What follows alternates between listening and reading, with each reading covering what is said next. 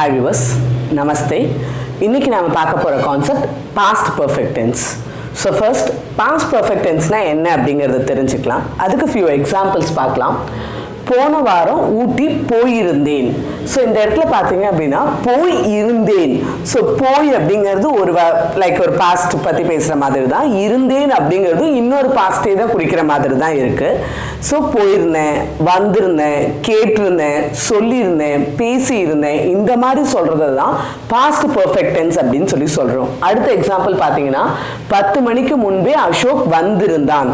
So எப்போ வந்தான் அப்படின்னு சொல்லாமல் நம்ம என்ன சொல்கிறோம், வந்திருந்தான், வந்து இருந்தான் அப்படின்னு சொல்லி சொல்றோம். இந்த மாதிரி பேசுறதுக்கு ஹிந்தில எப்படி சென்டென்ஸ் ஃப்ரேம் ஆகும் அப்படின்னு பார்த்தீங்கன்னா, ஸோ ஆஸ் யூஷுவல் நம்மளோட ஃபர்ஸ்ட் பார்ட்ல வந்து சப்ஜெக்ட் அப்படிங்கிறது யூஸ் ஆக போகுது. ஸோ மே, யக், வக், தும், ஹம், ஆப், ஏ, வே அப்படிங்கிற வேர்ட்ஸ். ஸோ அதுக்கப்புறம் remaining part of the sentence வந்து பாஸ்ட் டென்ஸ்ல ஃப்ரேம் ஆக போகுது. நார்மலா சிம்பிள் பாஸ்ட்ல எப்படி சென்டென்ஸ் ஃப்ரேம் பண்ணுவோமோ அதே லாஜிக்ல தான் இங்கேயும் சென்டென்ஸ் ஃப்ரேம் பண்ண போறோம். ஸோ எண்டிங்ஸ்ல பாஸ்டோட எண்டிங்ஸ் அப்படிங்கிறது யூஸ் பண்ண போறோம். அதனால தான் சிம்பிள் பாஸ்ட் டென்ஸ் பார்க்கும்போது என்ன சொன்னோம் அப்படின்னா எந்த எண்டிங்ஸும் யூஸ் பண்ணக்கூடாது அப்படின்னு சொன்னோம். ஏன் அப்படின்னு சொல்லி சொன்னா, இப்போ ஃபார் எக்ஸாம்பிள் மே ஊட்டி கயா அப்படின்னா நான் ஊட்டி போனேன் அப்படின்னு அர்த்தம். மே ஊட்டி கயாத்தா அப்படின்னு சொன்னா போயிருந்தேன் அப்படிங்கிறது அர்த்தமாகும். ஸோ அந்த எண்டிங்ஸ் ஆட் பண்ணும்போது அதோடைய கான்டெக்ட் அண்ட் மீனிங் அப்படிங்கிறது டோட்டலாக மாறுறதுக்கான சான்சஸ் இருக்கு. ஸோ பாஸ்ட் டென்ஸோட பாஸ்டோட எண்டிங்ஸ் சேர்க்கும் போது நமக்கு பாஸ்ட் பர்ஃபெக்ட் டென்ஸ்க்கான பேட்டர்ன் கிடைக்கும். ஸோ இங்கேயும் பார்த்தீங்க அப்படின்னா மாஸ்குலின் தட் இஸ் மே, யக், வக் பற்றி பேசும்போது மாஸ்குலினா இருந்தா தா யூஸ் பண்றோம். தும், ஹம், ஆப், ஏ, வே வரும்போது தே அப்படிங்கிறது யூஸ் பண்றோம். இதே ஃபெமினைனா இருந்தா தி, தீன் அப்படிங்கிறது யூஸ் பண்றோம். ஸோ பாஸ்ட் பர்ஃபெக்ட் டென்ஸ்ல சென்டென்ஸ் ஃப்ரேம் பண்ணணும்னு நினைச்சீங்கன்னா நார்மலா சிம்பிள் பாஸ்ட் டென்ஸ்ல சென்டென்ஸ் ஃப்ரேம் பண்ணிட்டு சப்ஜெக்ட்டுக்கு ஏற்ற மாதிரி எண்டிங்ஸ் அப்படிங்கிறது பாஸ்ட் டென்ஸோட எண்டிங்ஸ் ஆட் பண்ணீங்கன்னா இந்த பேட்டர்ன்ல சென்டென்சஸ் அப்படிங்கிறது ஃப்ரேம் பண்ண முடியும். இப்போ நாம பாஸ்ட் பர்ஃபெக்ட் டென்ஸ்க்கான எக்ஸாம்பிள்ஸ் அப்படிங்கிறத பார்க்கலாம்.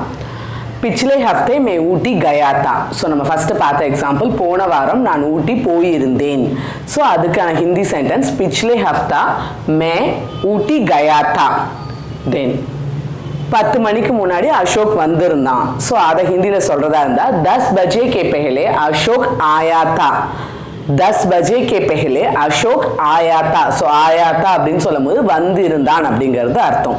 ஸோ இந்த பாஸ்ட் பர்ஃபெக்ட் டென்ஸ் அப்படிங்கிறது ஒரு பாஸ்ட்ல ஒரு பர்டிகுலர் பாயிண்ட் ஆஃப் டைமுக்கு முன்னாடி ஒரு ஆக்ஷன் நடந்து முடிஞ்சிருந்துச்சு அப்படின்னு சொல்றதுக்கு, அப்படி இல்லை அப்படின்னு சொல்லி சொன்னா போயிருந்தேன், வந்திருந்தேன், நம்ம ஏற்கனவே சொன்ன மாதிரி இருந்தேன் அப்படின்னு முடியக்கூடிய எண்டிங்ஸ்க்கு இந்த பேட்டர்ன் அப்படிங்கிறது யூஸ் ஆகும். पिछले महीने में मैंने आपसे बात किया था. पिछले महीने मैंने आपसे बात किया था. ஸோ போன மாதம் நான் உங்ககிட்ட பேசி இருந்தேன். ஸோ இப்போ ரீசெண்டாக நடக்கல, பட் லாஸ்ட் மந்த் இதை பற்றி பேசி இருந்தேன், ஏற்கனவே இதை பற்றி பேசியிருக்கோம் அப்படின்னு சொல்கிற மாதிரி சொல்கிறதா இருந்தால் இந்த இதை யூஸ் பண்ணலாம். ஸோ पिछले महीने मैंने आपसे बात किया था.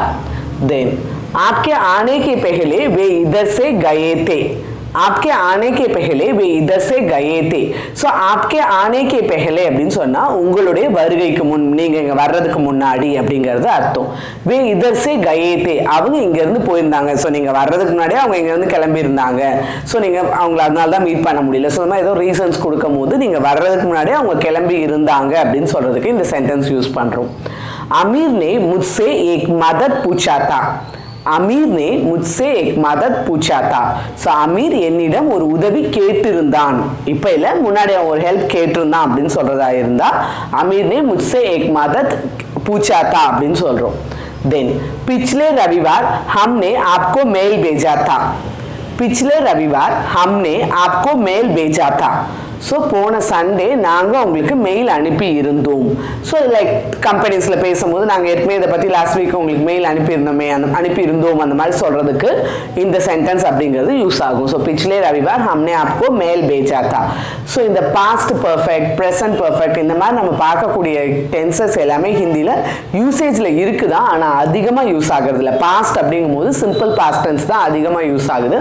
ஸோ இந்த டென்சஸ் எல்லாம் அதுக்கு சப்போர்ட் பண்ணுற மாதிரி சென்டென்சஸில் ஒன் ஆர் டூ கான்டெக்ட்ல நமக்கு தேவைப்படும். ஸோ தெரிஞ்சு வச்சுக்கலாம். மற்றவங்க பேசும்போது அதோட அர்த்தத்தை புரிஞ்சுக்கிறது ஈஸியாக இருக்கும்.